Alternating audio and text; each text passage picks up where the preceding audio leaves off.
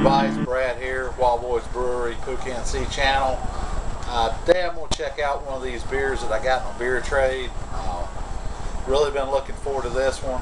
It is the Firestone Walker Parabola. This is the 2012 vintage.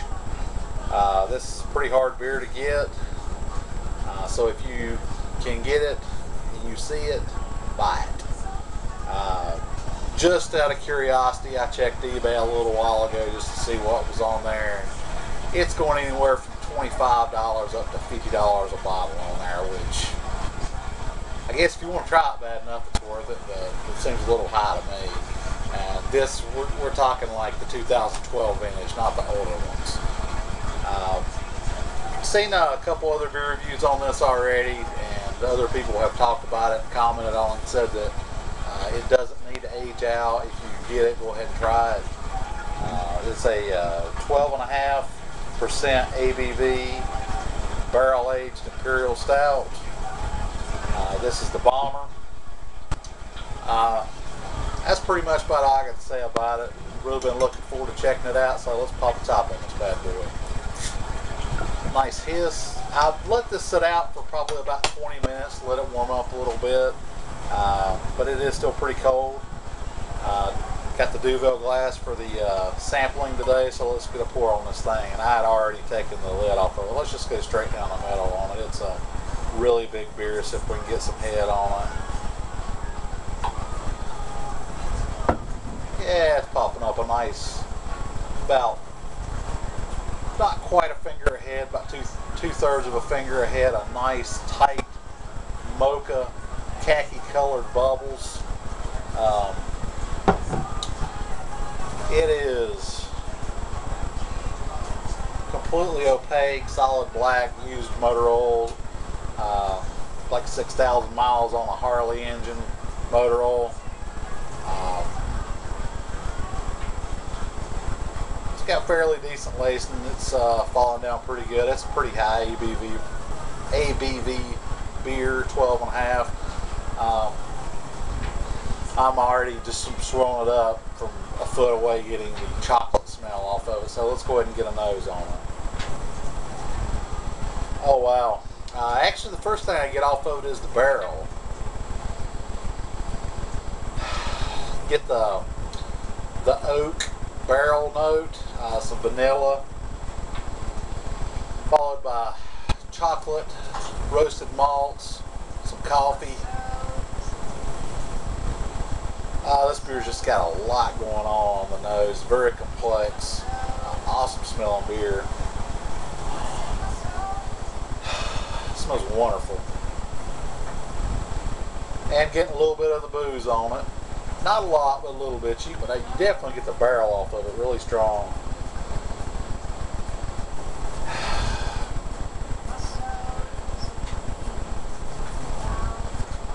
Just got a really nice, pleasant, just awesome stout barrel smell to it. It's just it's got a lot going on, and I can imagine this is only going to get better as it warms up. So let's go ahead and get the taste on it. Cheers.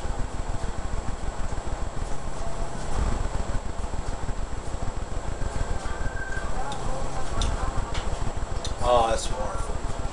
Follows the nose really well. Super creamy mouthfeel, just thick, viscous, wonderful. Just sticks to your tongue when you drink it.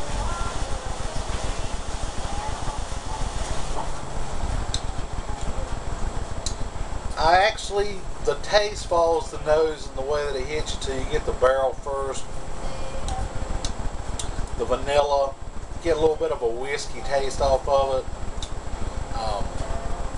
In the middle of the mouth, you start getting that more vanilla and kind of a chocolate taste.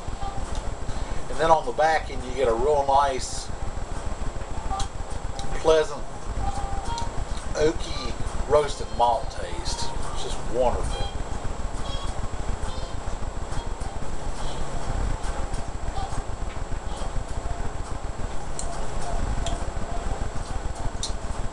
Definitely an A+ beer. Awesome. It's a sipper. It's not one you're going to sit down and drink more than one of because it's such a big beer. It's what you'd call like a mill in a glass. It's so thick. Awesome beer though.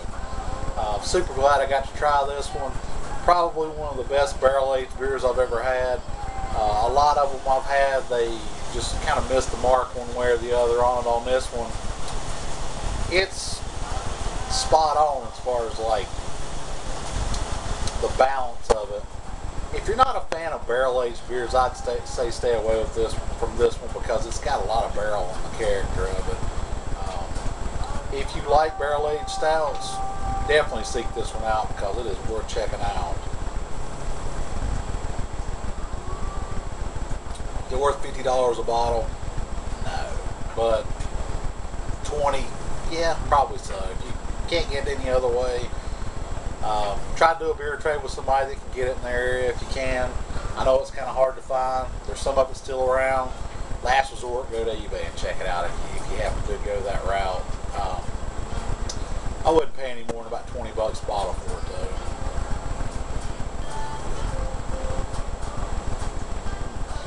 Just the smell just gets better as it warms up.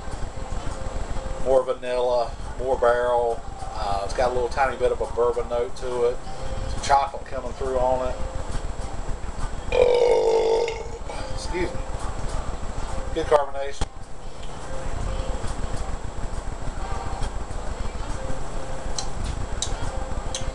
I've been wanting to review this one for a while. It's my first beer of the day. Not a good choice for first beer of the day. This is more of a last beer of the day kind of beer, but it's awesome nonetheless. Like I say, if you get a chance to check out Firestone Walker, 2012 inch or any of them really. I can't speak for the other ones, but I've heard they're awesome too. The 2012 inch is awesome. It would probably improve a little bit from aging it for a year or so, but it really doesn't need it. It's not like a good example to compare it to would be the Clown Shoes Blade Corn Unidragon. That stuff is just, it's rough as hell straight out of the bottle. You buy it new. It's a good beer, but it definitely needs to age for a year, probably 3, before it's ever even going to get close to this. And I don't know if that would ever even get close to being this one, because this one is just badass. So if you get a chance to check it out, definitely check it out. The reason I compare it to the Blade Corn Unidragon is because they're both 12.5% beers. This one, the alcohol is really well hidden on. That one, it is not. So you don't really need to. This one drinks more like a 9% beer, as far as like maybe even 8, because you don't get hardly any alcohol at all. Pick up a tiny bit on the back end of the nose.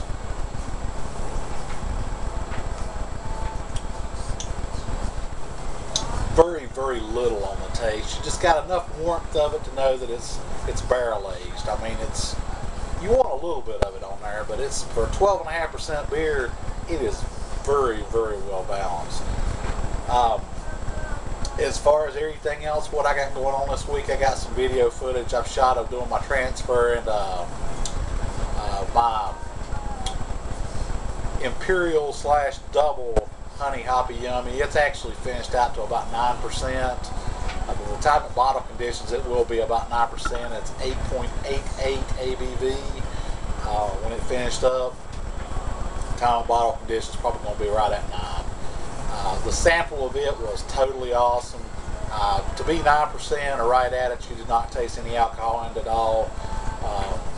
I played around with the hops on it a little bit more and hit it with 3 ounces of Citra and let it sit for probably about a month. And it is just, it's going to be awesome. I've got a couple of bottles to people that I've already told I was going to ship out to let them check out. So 2 weeks when this thing carbonates, I'm going to check it, make sure it's good to go, and then I'm going to ship those out to you guys. There's a couple other people I'll probably contact and send a couple of these beers out to, and we'll get your feedback on them once you check them out. Got the Czar's Revenge transferred from primary over to the secondary, sampled it, and it's tasting really good even at like about 3 weeks. I think it's 3 weeks or a month old. I'll let it go about 3.5 weeks in the primary, transferred it over to the secondary. Tastes great, smells like just chocolate, coffee, just tastes really good. Should just keep getting better. Looking forward to that one finishing up. I'm going to leave it in the secondary for a month. I think what I'm going to do with it is I'm going to take 1 gallon and oak aged on medium roast oak chips with Captain Morgan's, and then I got another batch of oak chips that's been aging for a month. It's about 3/4 heavy oak, American oak chip, and then a little bit of French oak chip in that one with Maker's Mark bourbon. And I'm going to put a gallon on that one, a gallon on the Captain Morgan chips, and then have 3 gallons of just no chips. So I'll have like 3 different beers out of that one batch. So I'm interested to see how that experiment works out. I'll keep you posted on that as it progresses. Other than that, I don't really have a whole lot going on. I think the next beer I'm going to do is either going to be an American Pale Ale or an amber. Some type of semi-hoppy lawnmower type beer. I'll probably shoot some video of that when I go ahead and do that. Alright, here is my honey Hoppyummy. You can see it's been sitting on 3 ounces of Citra for several weeks. A lot of it settled out, a lot of it has not. I'm going to go ahead and bottle it today. And I had my bottling bucket tied up with my Russian Imperial Stout. And I am transferring that over into the secondary today. Don't fear the phone, brother. And you can see it's a very nice, let's get it against something white here. There we go. The top of this box is white. You can see, there we go. And there's the color of it, and it smells wonderful. It smells like chocolate coming out of the top of the carboy here. The smell's coming out. It smells like roasted malt chocolate. It smells wonderful. And it's got a little over half of it in there already. Once I get that transferred over, I'll clean the bottle and bucket out, and then transfer this over into that, priming sugar, and bottle it. And I don't know if you can see this or not, but here's the hydrometer reading. It's sitting on about 1030. And here's another good look at the stout. You can see, holding it up to the light, you can see absolutely nothing through it. Well, we're sitting on 1030 now. I'm going to leave it. In the secondary for a few more weeks, let it finish up. Probably about another 2 to 3 weeks, maybe a month. Do another reading on it, check it then I'll go ahead and bottle it and go ahead and have it bottle conditioning so it'll be ready to drink this winter. And that's pretty much what's going on with the stout. It's going over to the secondary today on 7/16/12. Cheers. The finished product of the Imperial Honey Hoppyummy. Final ABV was 8.89, and that was without the extra you get from the bottle conditioner. There's a case in short necks.